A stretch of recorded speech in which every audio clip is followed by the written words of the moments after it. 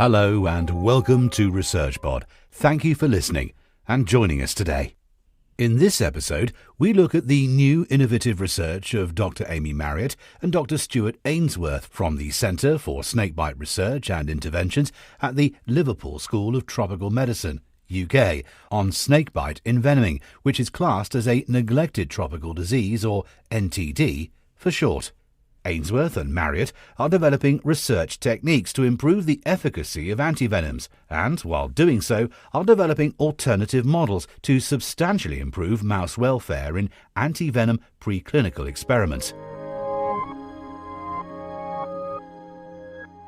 Humans and snakes have a long symbolic and cultural history. However, snakebite envenoming, which has plagued humanity since antiquity, still kills between 85,000 to 130,000 people and maims a further 400,000 each year. NTDs affect a significant proportion of the world's population, but are underserved in terms of resources, research and treatment needed to halt their devastating impact on extremely disadvantaged and socio-economically vulnerable communities, especially prevalent in India, Sub-Saharan Africa, Latin America and Southeast Asia. This common but devastating disease causes death, disability, deprivation and destitution for hundreds of thousands of people each year. Snakebite envenoming occurs when someone is bitten by a venomous snake. Snake bites are always accidental in nature and are most common amongst agricultural workers who may disturb snakes while working in farmland or in individuals walking at night when snakes are harder to see and to avoid. Once injected, snake venom can cause a myriad of potentially lethal effects on the human body. In the aftermath of a bite, symptoms range from uncontrollable bleeding, tissue damage, paralysis, and ultimately death. The effects of envenoming can be localized, primarily affecting the bite site, or systemic, where the venom rapidly spreads throughout the body, or, if you're unlucky, both. Snakebite envenoming is therefore a medical emergency, and the time taken to receive medical treatment is critical in terms of positive outcomes. Once a victim is bitten, toxic effects can occur in as little as 30 minutes. Research on treating snakebite envenoming has been minuscule compared to other NTDs. The only treatment currently available for snakebite envenoming is Antivenom, which consists of antibodies purified from horses immunized with non-toxic quantities of venom. When given to a snakebite victim, the antibodies in the antivenom will blind and neutralize the potentially fatal effects of the venom's toxins. As the World Health Organization, known as the WHO, states, good quality antivenoms can literally make the difference between life and death for snakebite victims. Snake venoms and their toxins vary from species to species, meaning that different antivenoms are required for each variety of snake. This has made developing a safe and universally effective antivenom extremely difficult. The resources needed to develop, produce, store and administer species-specific antivenoms mean that the costs of treatments are high for the populations most affected. Many snakebite victims are simply unable to afford the resulting huge medical bills that plunge them further into poverty. Unfortunately, even if victims can afford antivenom, the antivenom they receive may not be as effective as they had hoped or even claimed by the manufacturer. Like most other drugs, methods for testing an antivenom's effectiveness and safety start with animal experiments using mice. However, unlike most other drugs, which will then go through phases of human clinical trials, antivenoms are unusual in that they completely rely on these animal experiments to predict their potential efficacy in humans. Unfortunately, the mouse model is not 100% reliable in its ability to predict an antivenom's performance in humans. Marriott and Ainsworth explain that the current model is very crude, relying on mixing venom and antivenom together and injecting it into the mouse. In very basic terms, if the animal survives, the therapy is considered effective. This approach, they say, does not reflect real-world envenoming, as venom and therapy would never be pre-mixed or injected directly, and runs the risk of overestimating the effectiveness of an antivenom.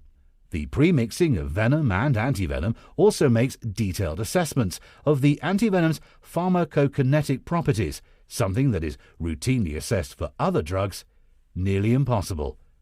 Naturally, questions remain as to the reliability of antivenoms assessed in this way. Ainsworth and Marriott argue that, while many antivenoms are effective, the limitations with the current model can result in ineffective antivenoms being licensed and reaching patients, ultimately resulting in unnecessary deaths. Importantly, Marriott and Ainsworth highlight the high costs of these experiments on mouse welfare. The current model is outdated in terms of the large number of mice used to determine if an antivenom may be effective or not, and the substantial pain and distress the mice experience during the experiment. To combat this, the researchers want to bring the science of antivenom preclinical testing, both in terms of being able to accurately predict an antivenom's effectiveness in humans and in terms of animal welfare, into the 21st century.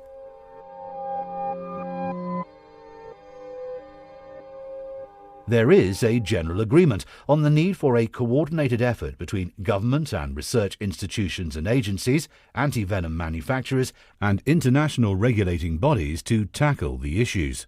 The current model has been used for many decades, with little to no modification.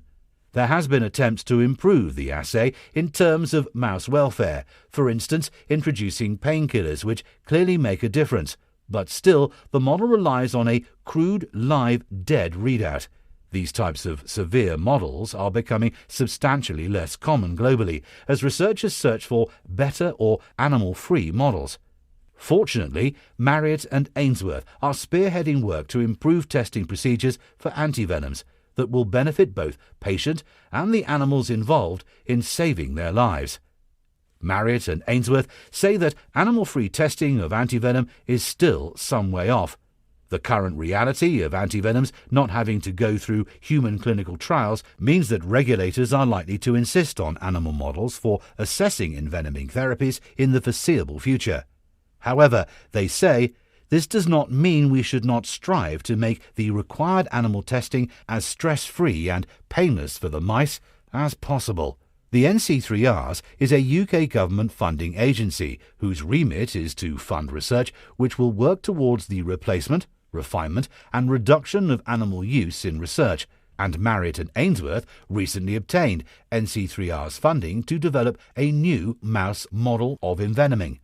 Ainsworth explains, "We hope to use our knowledge of venom toxins and their modes of action to rigorously assess antivenoms, preventing ineffective therapies reaching snakebite victims while using substantially fewer mice and subjecting them to the lowest possible level of suffering." The key to their new models is to use the smallest possible dose of venom which can induce a measurable change in biomarkers, such as blood fibrinogen levels or prothrombin time, which may also be used to clinically assess human snakebite victims and their response to antivenom. The use of assays and non-invasive monitoring equipment means a much more detailed and rigorous readout can be obtained versus the current binary and not very informative alive or dead readout. Importantly, while still in the early days of development, the welfare of the animals in the new models seems much improved compared to the current model. Marriott explains, "The mice receiving such small quantities of venom do not show any classical signs of pain or distress, and outwardly behave no different from control non-envenomed mice. All this paves the way towards exciting alternative antivenom therapies, such as small molecule inhibitors and monoclonal antibodies, which are showing great promise in terms of efficacy, safety, and cost." However, Ainsworth notes, unlike traditional snakebite therapies, these newer therapies will be required to undergo normal regulatory assessment, meaning rigorous and expensive human clinical trials.